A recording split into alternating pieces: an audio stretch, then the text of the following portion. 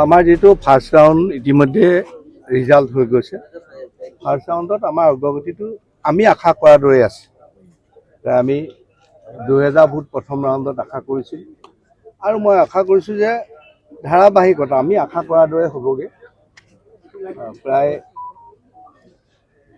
8ৰ পৰা 10ৰ ভিতৰত আমি হয়তো লাষ্ট পৰ্যায়লৈকে থাকি যামগে।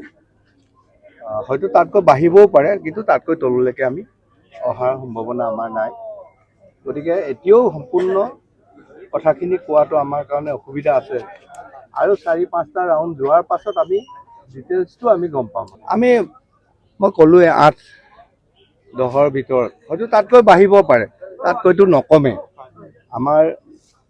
আমি বহুত মানে চাই চুটি যিটো আমি এছেছমেণ্ট কৰি ওলাইছিলোঁ, গতিকে আমি কমিলেও আমাৰ 8তকৈ তললৈ নকমে।